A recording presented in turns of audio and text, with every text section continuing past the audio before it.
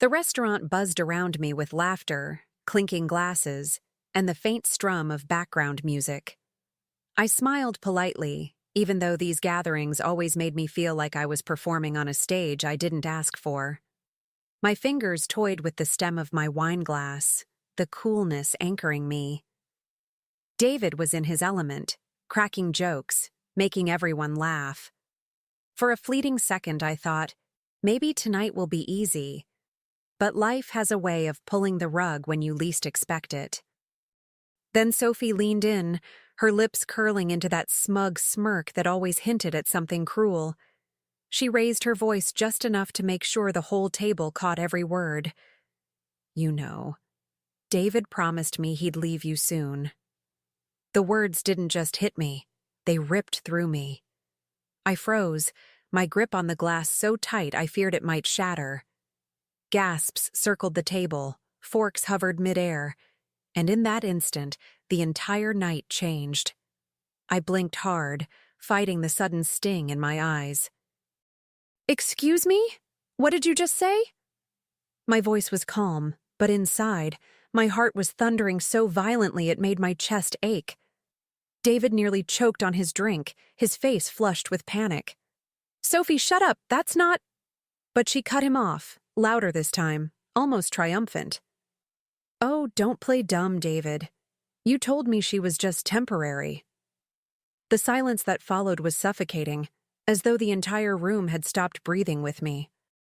Heat rushed to my face, but I refused to give Sophie the satisfaction of seeing me crumble. I steadied my breath, lifted my chin, and forced my hand to loosen around the glass before it betrayed me. The laughter and chatter that had filled the room seconds ago were gone, replaced by an oppressive silence that pressed against my chest.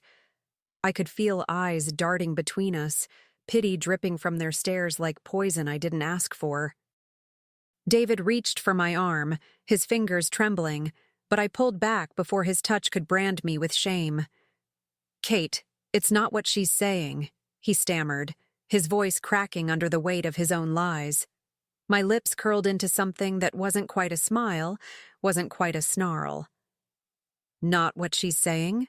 I repeated, tasting bitterness on my tongue. She seemed awfully confident, David. Every syllable sliced sharper than a knife.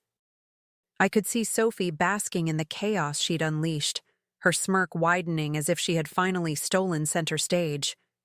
The humiliation burned hot under my skin, but beneath it, something colder began to stir, something steadier, stronger. I knew if I stayed a second longer, tears would betray me.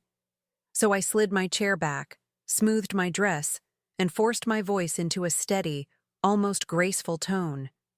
"Excuse me," I said to the table, my dignity intact though my heart was breaking. I left them there, but my fury followed me out the door. The cool night air slapped my face as I stepped outside, a harsh contrast to the suffocating heat inside that dining room. My heels clicked against the pavement, each step a battle between rage and restraint. I wanted to scream, to crumble, to demand answers right there in front of everyone. But no, humiliation had been Sophie's stage, not mine. My performance would come later, behind closed doors, where David wouldn't have an audience to shield him. I sat in the car for a long moment, gripping the steering wheel as though it could anchor me. My reflection in the rearview mirror startled me. Mascara smudged slightly, eyes burning, lips trembling with the effort of holding everything back. How dare he? How dare he promise another woman my absence, as if I were some piece of furniture he could replace when it no longer matched the decor of his life? That thought alone steadied me, turned my tears to fire. Inside me, something shifted. Quiet, deliberate. If Sophie thought she had won tonight, she couldn't be more wrong. This wasn't the end of my story. It was the spark that lit a fuse I hadn't known I carried. As I drove home, every passing streetlight etched a vow deeper into my chest. David owed me answers, and I would drag the truth out of him if I had to. And once I had it, well, let's just say Sophie's smug little smirk wouldn't survive what came next. The house was dark when I walked in, but my fury lit every corner brighter than any lamp ever could. I didn't bother with small talk or pretending nothing had happened. I wanted the truth, and I wanted it now. David followed close behind, fumbling with his keys, his nervous energy filling the silence between us. My arms crossed instinctively, a shield I refused to lower. "So?" I said, my voice sharper than I intended, though part of me wanted it to cut. "How long have you been promising my replacement?" The words echoed in the stillness, settling heavy in the air. He flinched, like a man caught stealing in broad daylight. His hands went up defensively, as if surrendering would erase what Sophie had spilled so carelessly. "It was just talk," he stammered, his voice shaking. I was confused. I never meant... I laughed then, not because anything was funny, but because the absurdity of his excuse was almost unbearable. "Don't insult me with lies, David. She knew too much. She said it with confidence. You fed her that hope."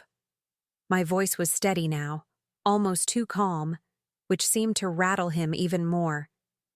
David's eyes darted around the room, searching for an escape, but there was nowhere to run. "Kate, please," he whispered, stepping closer, his voice breaking like glass under weight. "I still love you." That word, love, sounded like poison dripping from his tongue. My arms tightened across my chest, my nails digging into my skin, a reminder to myself not to crumble. "Love?" I repeated, letting the word hang there, heavy and hollow. "You loved the idea of me staying put, holding this house together while you rehearsed your future with her." His face twisted, caught between shame and panic, and for a moment, I almost pitied him. Almost. But pity is wasted on someone who sharpens knives behind your back while kissing your cheek. I watched him swallow hard, his Adam's apple bobbing like he was choking on his own lies. He reached out again, but I stepped back, the distance between us now more than physical. I wasn't his safe place anymore, not his anchor. I was the storm gathering, and he could see it in my eyes.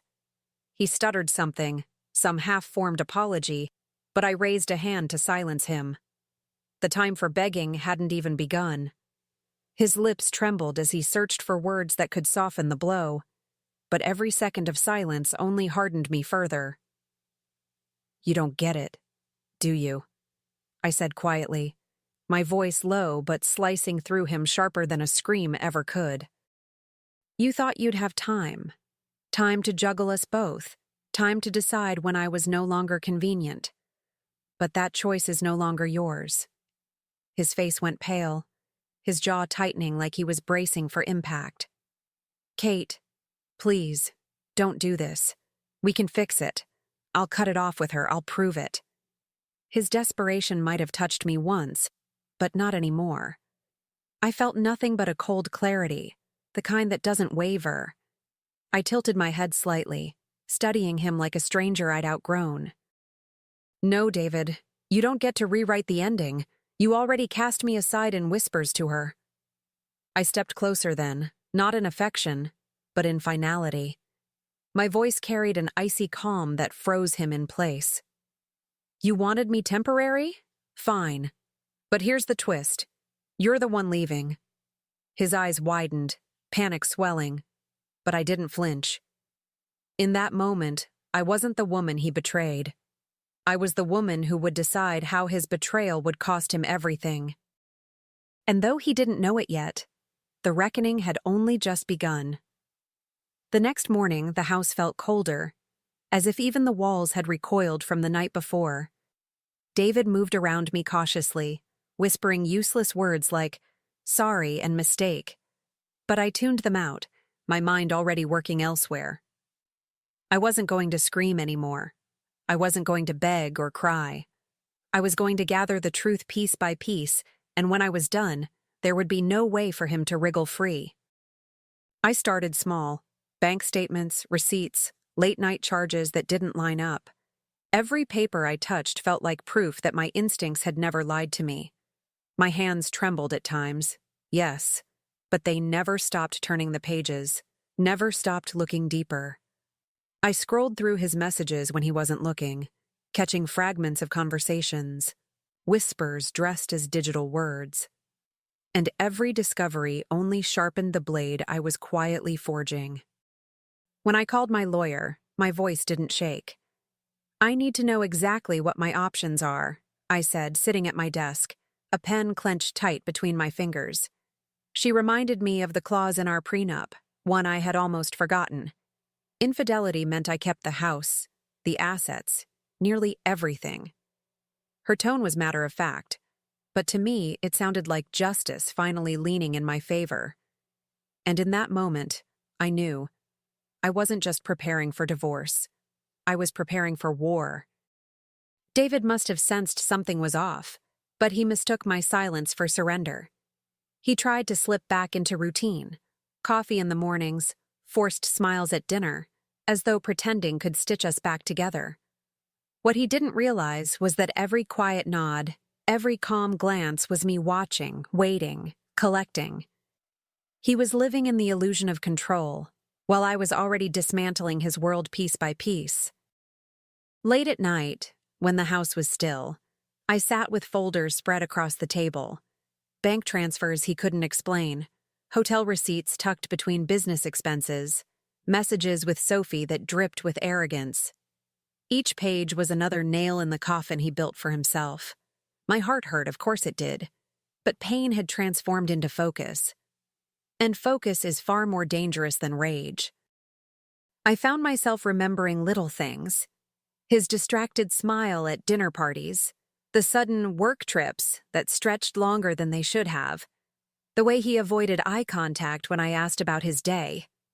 They weren't random anymore. They were puzzle pieces that finally clicked together. And with every revelation, my resolve only deepened. I wasn't just uncovering betrayal. I was setting the stage for his downfall. When I met with my lawyer again, she leaned forward, tapping the prenup with her pen. "If you can prove the affair, the clause is clear. Everything goes to you." Her words settled into me like steel. I nodded, my voice steady, even colder than before. "Good. I don't want a divorce filled with pity. I want justice." And for the first time since Sophie's smirk shattered my world, I felt control returning to my hands. At home, David noticed the distance, but mistook it for hurt. He hovered in doorways, offering half-hearted apologies, his eyes searching for softness in me. He didn't realize the softness was gone, replaced by something sharper, something calculated. I answered him with clipped words, polite nods, and silence that gnawed at him more than shouting ever could. The silence wasn't weakness. It was strategy. Each day that passed, I felt the ground shift in my favor. He thought I was retreating, but in truth, I was preparing the perfect strike. The beauty of silence is that it blinds the enemy, lulls them into comfort, makes them careless. And David was careless, still feeding Sophie promises he didn't know I was already recording in my mind. Soon, I told myself, soon I would invite them both into the same room. And when I did, the stage would be mine. I chose the night carefully, framing it as a gesture of peace. "Let's sit down, all of us," I told David, my voice measured, almost tender. He looked relieved, desperate to believe I was softening. Sophie, on the other hand, practically leapt at the invitation. She thought she'd won already, that this dinner was her coronation. Neither of them realized they were walking straight into my theater, where I alone would direct the scene. I set the table with care, candles glowing just enough to soften the edges, wine poured generously, the air thick with false intimacy. David fidgeted across from me, tugging at his collar. Sophie arrived in a cloud of perfume, too sweet, too loud, the kind of scent that tried to claim space it didn't deserve. She smiled at me, smug and certain, but I met her with a smile of my own, one sharpened at the edges. When we sat down, I pressed record on my phone, hidden just beneath the napkin at my side. My heart pounded, but my face betrayed nothing. I leaned toward Sophie, my voice honeyed, smooth. So, Sophie, do you still believe David will leave me for you? Her smirk widened, careless, eager to gloat. Of course, she said, her tone dripping with arrogance. He told me himself, your marriage is done. He just needed time. And in that moment, I knew the trap had sprung perfectly. David's head snapped toward her, panic written all over his face. Sophie, stop it. You're making it worse. His voice cracked like glass under pressure. He reached across the table, but his hands shook too much to steady himself. Sophie laughed lightly, dismissing his desperation. Oh, come on, David. Don't act like you didn't say it. You told me you were done with her, that it was only a matter of time. I leaned back in my chair, letting their words hang heavy in the air. My heart was pounding so loudly I was sure they could hear it, but my expression stayed calm, almost serene. I shifted slightly, my finger brushing the phone's screen, confirming that every damning word was being captured. They were too busy unraveling to notice. When David turned to me, his eyes wide with dread, I tilted my head and spoke softly, almost kindly. Oh, she's not making it worse, I said, letting a slow smile curl across my lips. She's giving me exactly what I needed. Sophie froze mid-smirk, the color draining from her face as she realized her arrogance had just betrayed them both. David dropped his gaze, already defeated, though he hadn't yet seen just how deep the cut would go. The silence that followed was thick, almost suffocating, broken only by the faint crackle of the candle flames. Sophie fidgeted with her glass now, her confidence drained away, leaving her exposed. David tried to speak, but the words tangled in his throat. For once, I didn't rush to fill the quiet. I let it stretch, let it press down on them until their own guilt became unbearable. I folded my hands on the table, steady and deliberate, my eyes fixed on Sophie. You see, I said evenly, truth has a funny way of showing up when you least expect it. Her face blanched, her mouth opening and closing like she was scrambling for a script she hadn't rehearsed. David buried his face in his hands, his shoulders slumped with the weight of his own ruin. Inside, I felt a strange calm wash over me. Not relief, not joy, but something sharper. The evidence was mine now, sealed and undeniable. They thought tonight was about reconciliation, about me bending or breaking. But tonight was the night I wrote the ending on my terms, and as I blew out the candles one by one, I knew the next act wouldn't be played at this table. It would be at the door when David finally learned what it meant to be replaced. A few days later, the house no longer felt like his.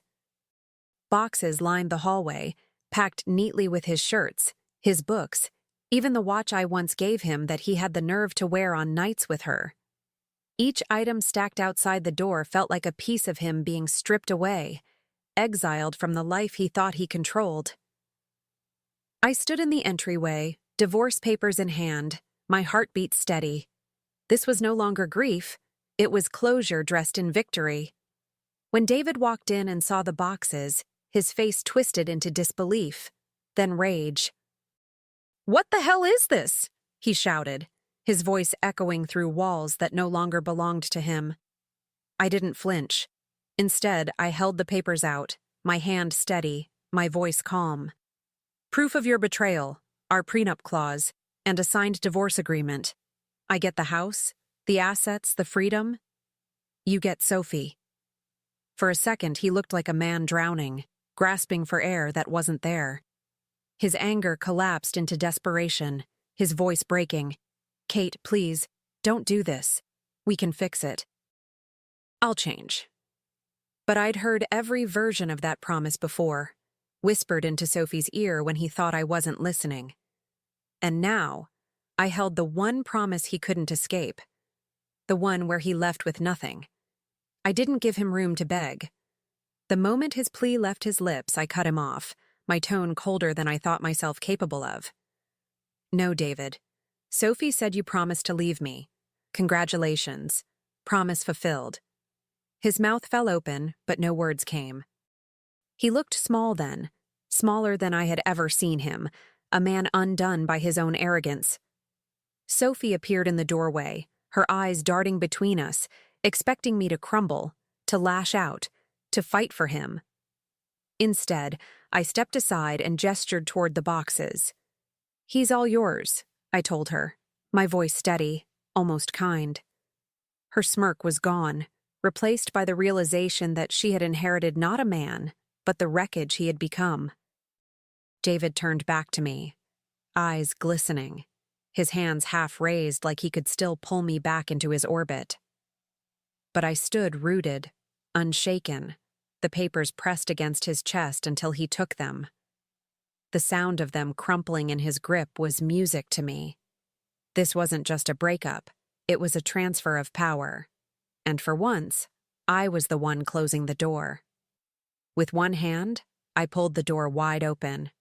With the other, I pointed to the boxes stacked outside. His face was pale, Sophie's was flushed, and together they looked less like lovers and more like exiles. "You wanted a new beginning?" I said softly. "Well, here it is. Out there, not in here."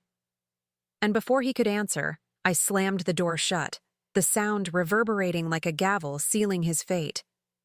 Leaning against the wood, I closed my eyes and drew in a deep, steady breath. For the first time in years, the air inside felt light, free of the lies that had poisoned it. My body trembled, not from fear or grief, but from release. It wasn't the tears of a woman abandoned. It was the calm of a woman who had taken back everything stolen from her. I straightened, walking through the rooms that now belonged only to me, each step echoing with new ownership. The house wasn't a battlefield anymore. It was mine, untouched by deceit. And as I reached the window, watching David and Sophie stumble under the weight of his boxes, I felt it clear as day. Revenge hadn't broken me. It had rebuilt me,